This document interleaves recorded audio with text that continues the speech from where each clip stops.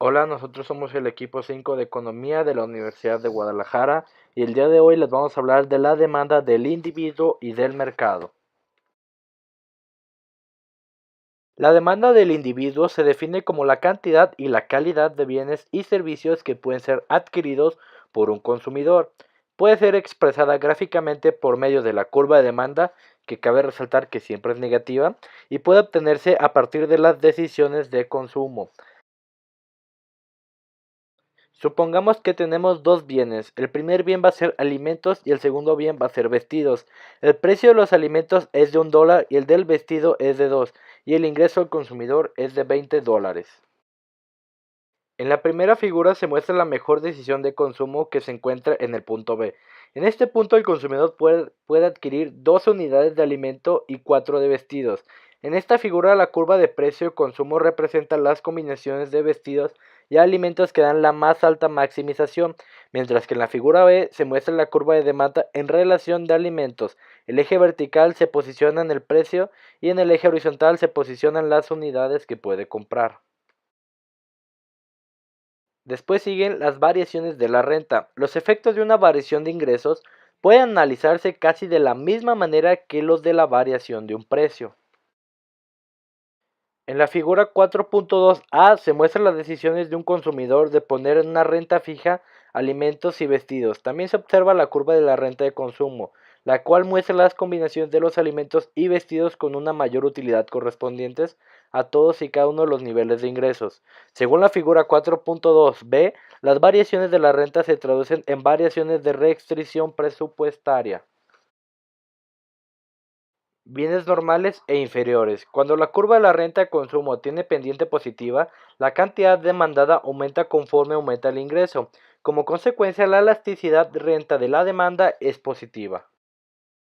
Los bienes normales son todos aquellos tipos de bienes o servicios en que la demanda aumenta a medida que aumentan los ingresos, mientras que los bienes inferiores son aquellos que cuando disminuye la renta aumenta la demanda.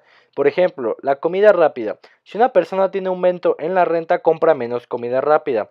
Con la crisis, la renta en muchas familias se está reduciendo, por lo que la comida rápida se demanda más. Como muestra de lo dicho anteriormente están las curvas de Engel. Las curvas de Engel es una curva que relaciona la cantidad consumida de un bien y de la renta. En la figura siguiente se puede mostrar un ejemplo de las curvas de Engel. Las curvas de renta-consumo pueden utilizarse para construir las curvas de Engel, que relaciona la cantidad consumida de un bien con la renta de un individuo. De esta podemos sacar cuando un bien es sustituto y cuando un bien es complementario.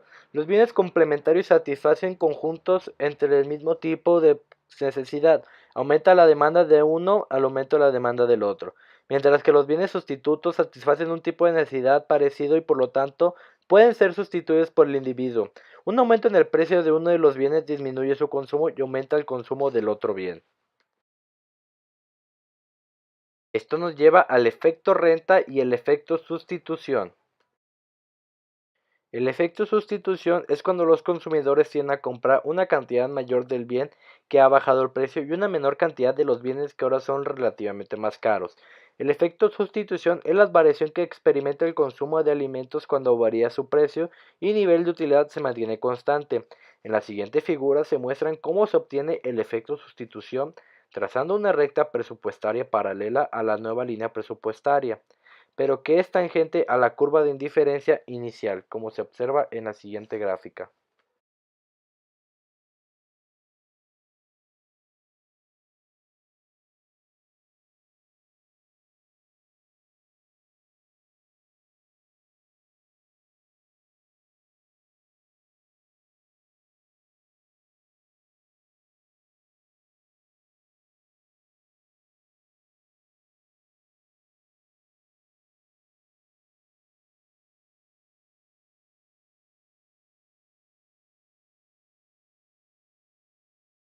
Otro tema importante es la demanda del mercado.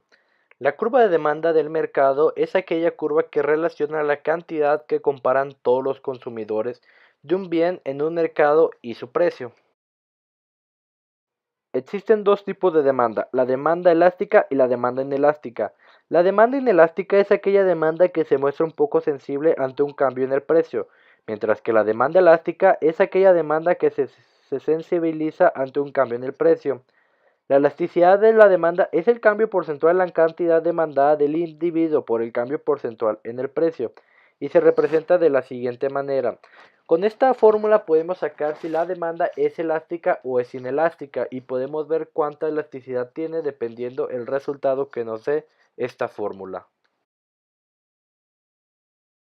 Por último tenemos el excedente del consumidor, el cual es la diferencia entre lo que un consumidor está dispuesto a pagar por un bien y lo que paga realmente. Este mide el grado de mejora de un bienestar y se obtiene al comparar un bien.